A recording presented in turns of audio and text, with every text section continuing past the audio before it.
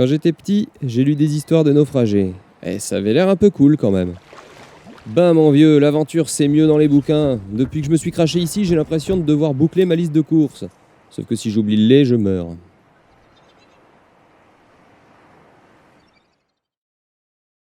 J'ai passé une bonne partie de la nuit à me morfondre, mais j'ai finalement passé en revue les bases de données, histoire de fabriquer des matériaux utiles et alléger mon sac. Du silicone d'abord, mais surtout une pile grâce à des champignons acides ramassés hier. Il me faudra des sources d'énergie pour bricoler des outils, alors cette petite chose finira par être utile. Plutôt que prévu en fait.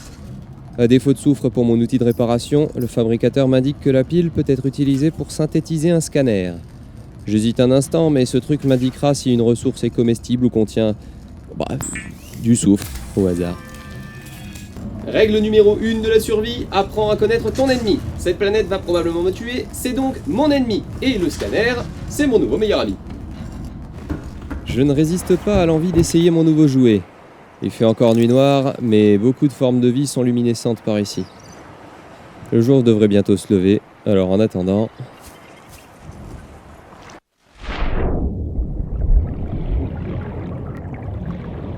Cette raie est trop rapide, mais les champignons ne bougent pas.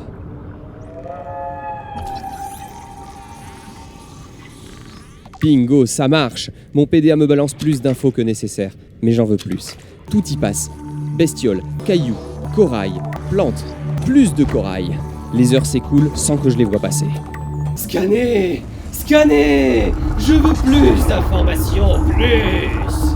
Pourtant, à part un poisson bizarre capable de filtrer l'eau et de la rendre potable, rien d'intéressant dans l'immédiat. Et surtout, pas de soufre. Du moins pas directement. Detecting sulfur deposits in the local cave systems.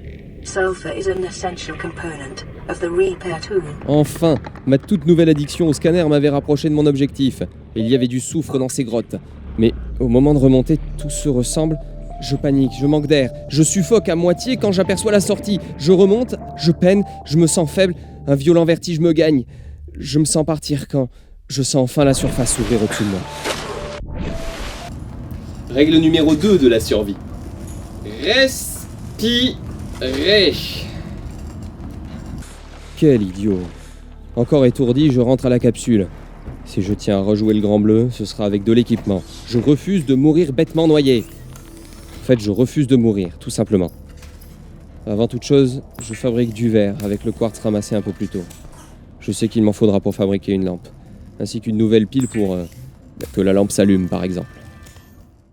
Ceci fait, je cherche les équipements de plongée. La bonbonne d'oxygène standard est ridiculement simple à fabriquer, mais je regrette l'absence des modèles supérieurs. Le PDA retrouve le schéma de la haute capacité, mais ça fera l'affaire pour l'instant. Comme prévu, je fabrique une lampe torche qui me permettra d'explorer les environs de nuit. Ça vaut mieux que de broyer du noir au clair de lune. Je fouille encore un peu et réalise que le silicone me permet de faire des palmes. J'ai largement ce qu'il me faut, alors hop, on y retourne. Un peu plus serein, je teste mon équipement. Je pourrais toujours fouiller les grottes de nuit maintenant que j'ai une lampe. Je ramasse ce que je trouve, mais soudain j'entends un grognement. Je regarde autour de moi sans savoir d'où ça venait. C'était peut-être... Oh putain de merde! Ce truc a failli m'emporter la tête. T'es quoi, saloperie? Allez, c'est ça, mâchouille ce truc et laisse-moi te scanner. Avec un peu de chance, c'est moi qui te boufferai. Oh là, tout doux. Un rôdeur, ça s'appelle. D'après mon PDA, on en trouve un peu partout et ça trimballe les débris de métal dans son nid. Mais surtout, on a appris qu'en cas de danger, mon premier réflexe, c'est de scanner. Darwin aurait dit laisser-le mourir. Remis de cette rencontre, je retourne vers les grottes, où mon PDA m'avait signalé du soufre. Je pensais forer dans un gisement, mais au lieu de ça, un poisson cyclope kamikaze est sorti de nulle part pour me charger. Premier réflexe, scanner. Et me jugez pas. Ce truc, c'était un poisson torpille, mais même si mon scan m'avait valu une bonne brûlure, j'avais appris un truc bien utile. Bingo! Cette bestiole infernale dormait littéralement dans un nid de soufre. J'avais un peu de mal à comprendre l'avantage évolutif d'une symbiose qui conduit à l'autodestruction, mais assez vite, je me suis souvenu d'un truc essentiel. Je m'en cogne en fait! J'allais pouvoir fabriquer un outil de réparation, alors je suis retourné à la capsule tout excité. Jusqu'à ce que mon PDA me donne des nouvelles de l'épave. Caution. Continued degradation of the Aurora's drive core may result in a quantum detonation. Continuing to monitor.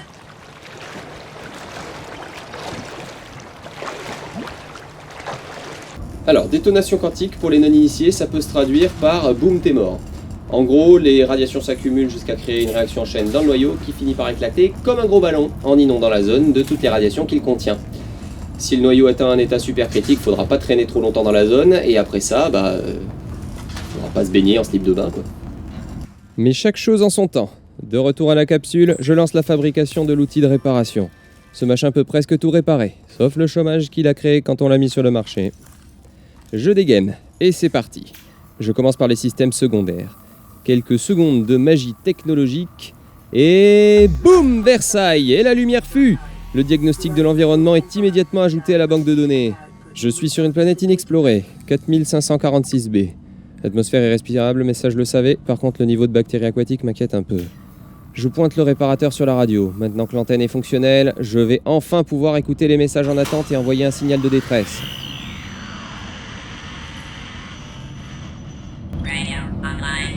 This is Aurora. Distress signal received. Rescue operation will be dispatched to your location in 9. Les messages s'enchaînent.